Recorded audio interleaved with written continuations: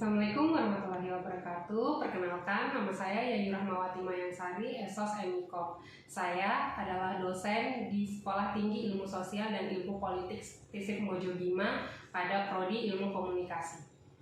Mata kuliah yang saya ampuh antara lain Komunikasi Pariwisata, Integrated Marketing Communication, Dasar-dasar Public Relation, dan Perencanaan dan Strategi Komunikasi. Nah, pada kesempatan ini saya akan memaparkan salah satu mata kuliah yang saya ampuh, yaitu Komunikasi Pariwisata. Mata kuliah Komunikasi Pariwisata ini merupakan mata kuliah wajib di Prodi Ilmu Komunikasi yang terdiri atas 3 SKS. Adapun capaian pembelajaran yang diharapkan adalah yang pertama, bekerja sama dan memiliki kepekaan sosial serta kepedulian terhadap masyarakat dan lingkungan. Yang kedua, menginternalisasi nilai, norma, dan etika akademik. Yang ketiga, menunjukkan sikap bertanggung jawab atas pekerjaan di bidang keahliannya secara mandiri. Dan yang keempat, menjalankan tugas dengan penuh tanggung jawab dengan menghasilkan produk isi pesan komunikasi, kajian bidang komunikasi, dan program komunikasi yang memberi manfaat bagi masyarakat dan sesuai dengan norma hukum, norma sosial, dan etika yang berlaku. Pada mata kuliah ini, mahasiswa belajar tentang prinsip-prinsip, konsep, dan desain komunikasi pariwisata. Komunikasi pariwisata dan brand destinasi merupakan suatu masalah yang masih sangat baru, khususnya dalam kajian ilmu komunikasi. Melalui mata kuliah ini, mahasiswa diharapkan dapat mengkonsep dan mengimplementasikan mata kuliah komunikasi pariwisata yang efektif serta efisien sesuai dengan prinsip dasar komunikasi. Melalui mata kuliah ini, mahasiswa diharapkan dapat memetakan sekaligus memecahkan persoalan-persoalan komunikasi pariwisata baik yang belum berkembang maupun pada destinasi pariwisata yang telah maju. Dalam mata kuliah komunikasi pariwisata juga terdiri atas 16 kali pertemuan. Pertemuan pertama adalah kontrak perkuliahan. Kemudian dilanjutkan dengan pertemuan kedua membahas tentang konsep dasar komunikasi. Kemudian pertemuan ketiga membahas tentang komunikasi pariwisata. Pertemuan keempat sampai ketujuh kita membahas materi tentang komunikasi pemasaran serta aplikasinya dalam promosi pariwisata. Kemudian lanjut ke pertemuan ke-8 adalah UTS atau ujian tengah semester. Lanjut ke pertemuan 9 membahas materi tentang endorser dalam pariwisata.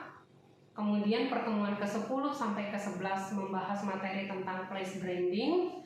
Kemudian materi ke-12 dan sampai ke-13 membahas tentang city branding.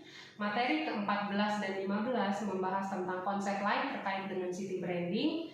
Dan di akhir perkuliahan ditutup dengan ujian akhir semester. Saya gunakan dalam perkuliahan yang pertama adalah ceramah, tanya jawab, dan diskusi.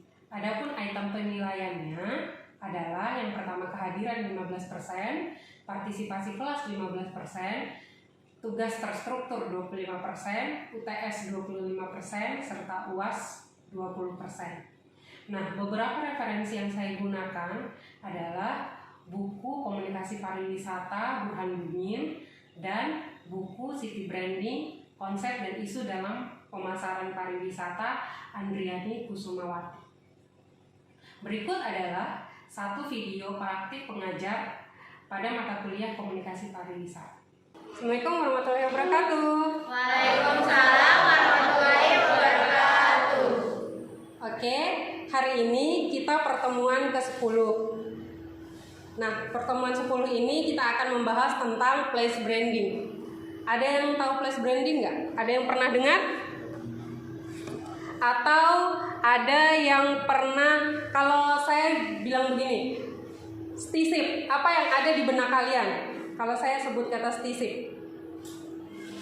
Kampus Orange. Ya, kampus Orange, apalagi?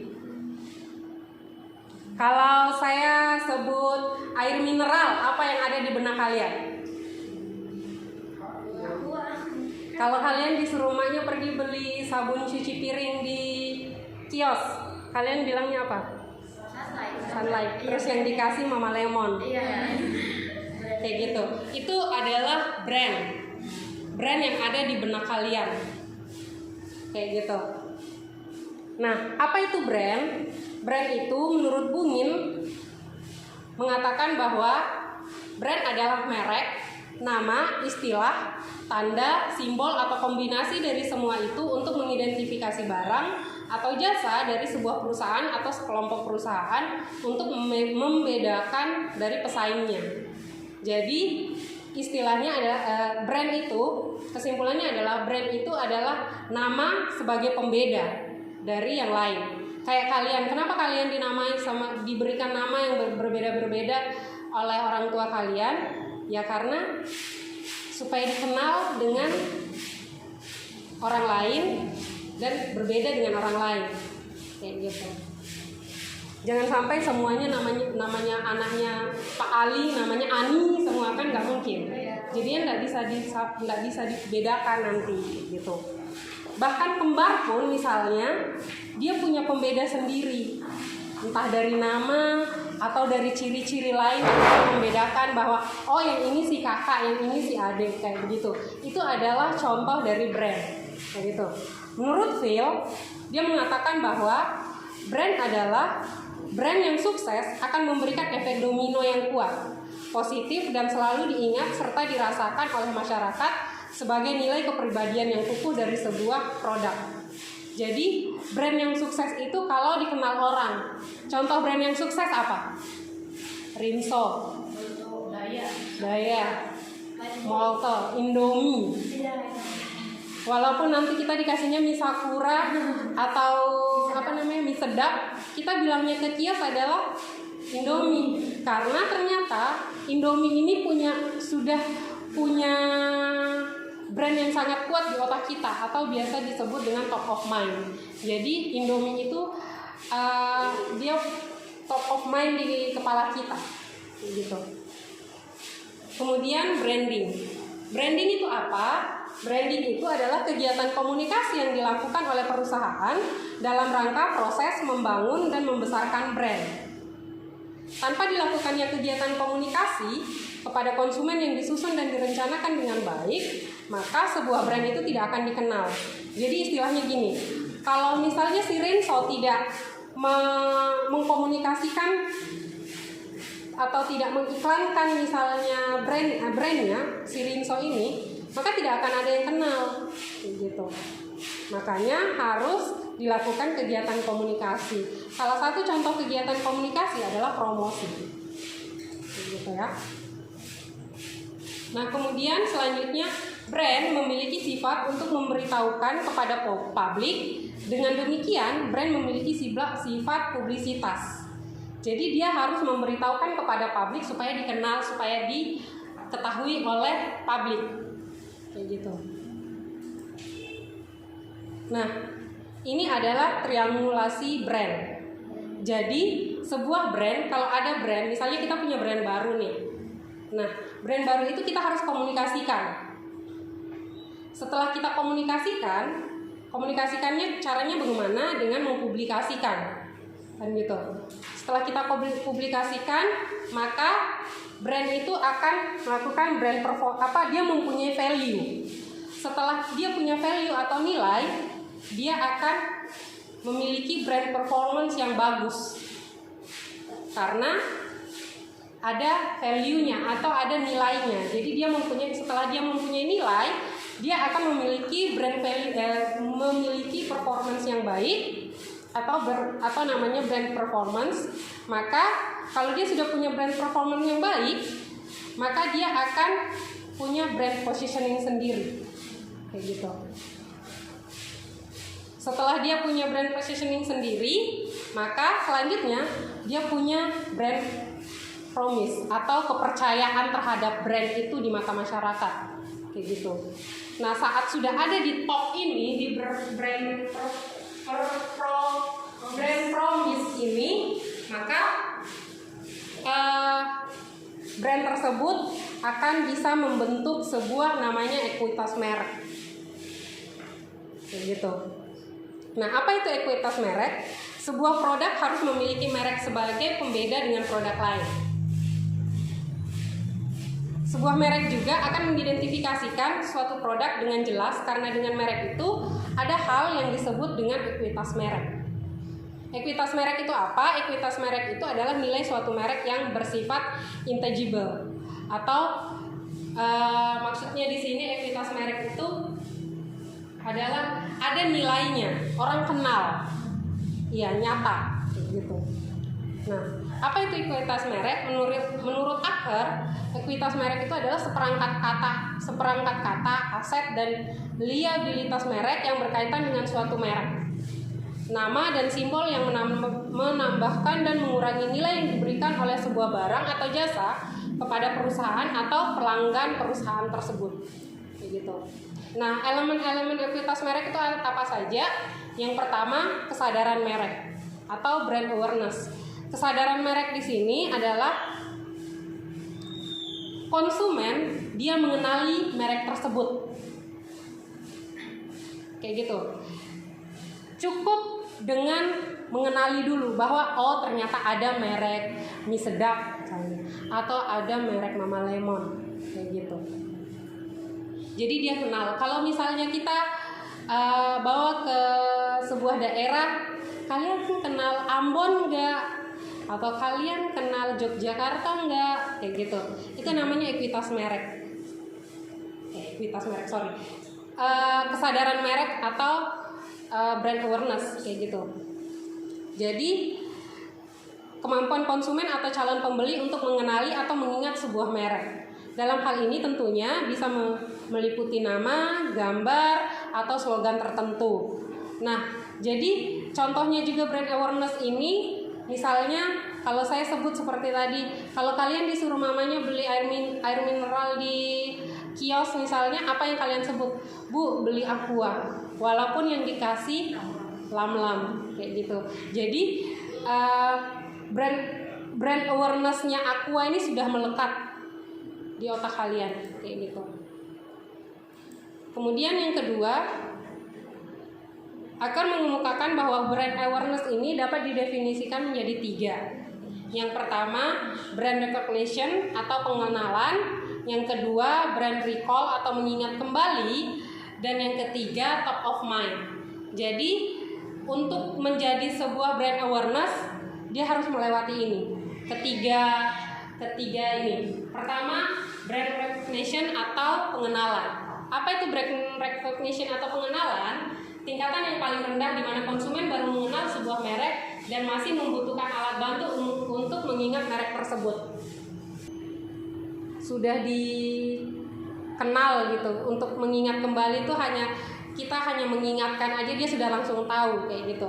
Kemudian tahap ketiganya adalah top of mind. Tingkatan tertinggi di mana merek tertentu telah mendominasi benak konsumen sehingga dalam level ini merek tidak membutuhkan pengingat untuk mengenali merek tertentu. Contohnya seperti yang saya bilang tadi, saat kalian pergi ke supermarket atau ke kios, kalian mau beli air mineral, yang kalian ingat adalah Aqua. Kalian mau beli sabun cuci piring, yang kalian ingat Sunlight. Kayak gitu. Itu berarti sudah merek-merek tersebut sudah menjadi top of mind di kepala kalian. Kalau misalnya saya tanya kalian,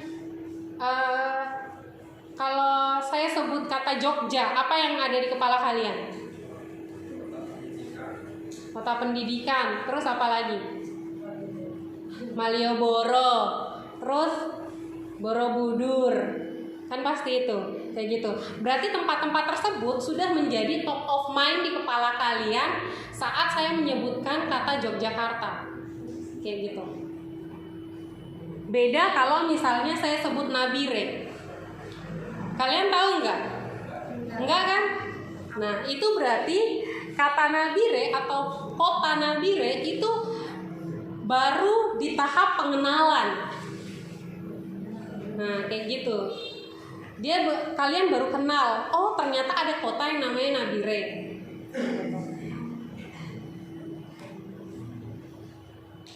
Kemudian yang kedua, asosiasi merek atau brand association.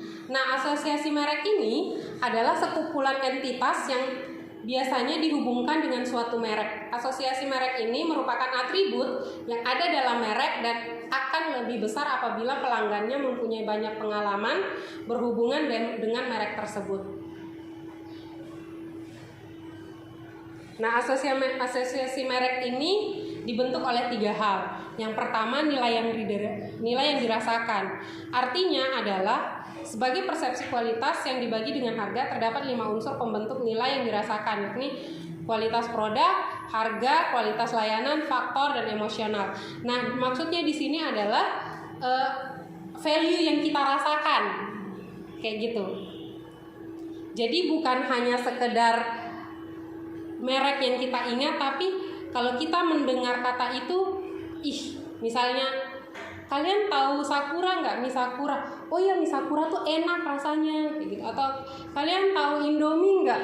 Oh tahu, Indomie tuh banyak varian rasanya, enak-enak, kayak gitu.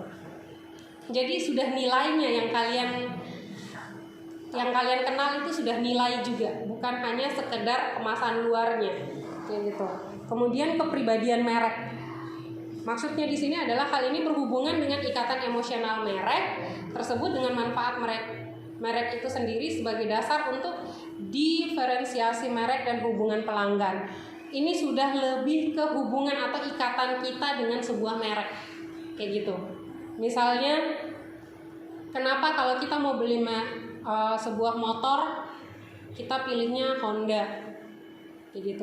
Oh karena Honda itu awet, gitu.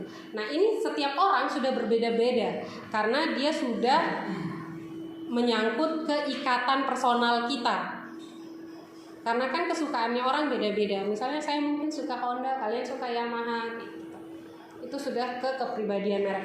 Kemudian asosiasi organisasi. Konsumen dalam hal ini akan mengaitkan sebuah produk dengan perusahaan yang memproduksinya. Jadi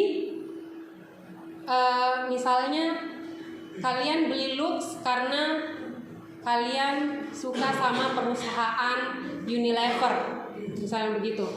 Kalian suka sesuatu karena perusahaannya, kayak gitu, bukan karena produk apanya, kayak gitu. Jadi kalian melihatnya sudah lebih luas lagi ke perusahaannya, seperti itu. Kemudian yang ketiga, persepsi kualitas. Persepsi kualitas ini merupakan persepsi dari pelanggan terhadap keseluruhan kualitas atau keunggulan suatu produk atau jasa layanan berkaitan dengan harapan pelanggan, kayak gitu. Misalnya ini sudah saya senang, misalnya kayak gini, saya sering ke Bali. Di Bali saya di treat atau dilayani dengan baik, masyarakatnya baik, maka yang kualitas yang saya dapatkan adalah sangat baik kalau saya ke Bali. Makanya misalnya saya disuruh pergi lagi, kamu mau kemana? Saya akan ke Bali. Karena apa?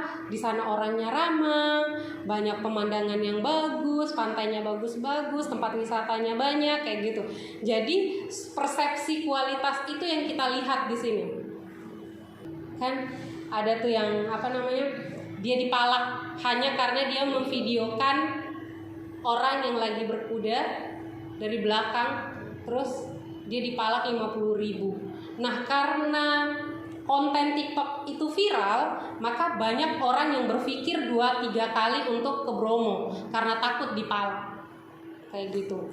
Nah ini yang harus dihindari oleh tempat-tempat wisata ataupun negara ataupun sebuah kota saat mau membranding sebuah tempat tersebut atau negara tersebut. Jadi makanya kenapa saya bilang tadi tidak hanya sebuah negara, kalau mau membranding sebuah tempat atau negara itu tidak cukup hanya pemerintahnya saja yang bergerak atau mendukung, tapi semua unsur mulai dari masyarakatnya, pemerintahnya itu harus mendukung semua. Karena kalau hanya satu pihak, kayak contohnya tadi di Bromo, masyarakatnya tidak mendukung, maka itu tidak bisa berjalan dengan positif, kayak gitu. Kemudian yang ketiga, negara-negara lebih kompetitif dewasa ini untuk menghuni dan turis yang makmur. Untuk mempertahankan keunggulan kompetitif, negara kini lebih penuh perhatian untuk menjadi destinasi yang lebih menarik bagi para wisatawan, kayak gitu. Jadi negara-negara sekarang itu lagi berlomba-lomba untuk menjaring para wisatawan, kayak gitu. Kemudian yang keempat, tata pemerintahan sendiri dan pendanaan lokal adalah alasan terakhir. Negara-negara saat ini memahami kekuatan menciptakan acara internasional untuk menempatkannya di peta dunia. Melalui upaya ini, berbagai jenis pendanaan iklan, biaya, dan segala macam dapat dihasilkan. Seperti yang saya bilang tadi, ternyata bahwa saat banyak orang yang tertarik untuk datang atau berkunjung ke sebuah daerah atau ke tempat kita, maka perekonomian sebuah tempat atau negara tersebut akan naik. Devisa negaranya akan bertambah. Kayak gitu. Makanya kenapa negara-negara sekarang atau daerah-daerah sekarang, kita lihat saja di Indonesia, orang Indonesia lagi betul-betul mengkampanyekan pariwisata. Gitu. Untuk apa? Menambah devisa negara. Nah, tujuan national branding itu apa sih? Yang pertama, merangsang pertumbuhan ekspor. Yang kedua, meningkatkan pariwisata masuk untuk penerimaan pariwisata. Ketiga, menarik investor asing ke dalam negerinya. Keempat, meningkatkan pengaruh politik internasional dan pengelolaan stereotip negaranya. Jadi inilah tujuannya. Yang pertama, merangsang pertumbuhan ekspor. Ambon itu salah satu yang lumayan kuat brandingnya. Kalau kalian tahu, Ambon, the city of music, fish and peace. Kenapa dia dibilang the city of music? Karena rata-rata daerah timur itu mereka suka dengan musik, mereka suka bernyanyi, mereka suka bermusik. Kemudian fish and peace. Fish karena Ambon itu adalah banyak sekali lautnya. Bahkan ada beberapa kecamatan atau kelurahan atau desa itu mereka harus menyeberang, pergi ke desa lain itu mereka harus menyeberang, saking di mayoritas laut gitu. Dan peace, Ambon itu dulu dia terkenal dengan banyak sekali kerusuhan, terjadi kerusuhan dan segala macam, karena di sana itu ada kayak perbedaan agama gitu. Banyak terjadi cekcok antar agama dulu. Makanya sekarang Ambon itu dijuluki dengan the city of music, fish and peace karena sudah tidak ada perbedaan agama, itu sudah nggak ada. Sudah tidak ada percekcokan antar agama. Mereka sudah hidup rukun di antara agama-agama yang banyak. Gitu. Sampai sini jelas? Sampai di sini ada yang mau bertanya? Saya. Ya, Teti silahkan. Tadi kita sudah membahas mengenai branding plus branding and destination branding. Nah, yang ingin saya pertanyakan itu yang pertama, kenapa sih kita belum mempelajari branding ini? Yang kedua, seberapa penting branding ini untuk dikenal di seluruh publik yang ada di sekitar? Oke, makasih untuk pertanyaannya. Ada yang mau membantu menjawab? Atau saya yang menjawab? Oke, saya akan menjawab. Yang pertama, seberapa penting sih branding itu? Branding itu sangat penting. Kenapa? Karena dengan kita membranding sebuah produk atau sebuah tempat, maka produk atau tempat tersebut akan dikenal dengan orang, dikenal banyak orang, kayak gitu. Setelah dikenal bagaimana? Kalau untuk produk berarti dia akan laku di pasaran. Kalau untuk destinasi atau untuk tempat, maka banyak orang yang akan berkunjung ke sana. Itu sederhananya. Kenapa kita harus membranding sebuah tempat?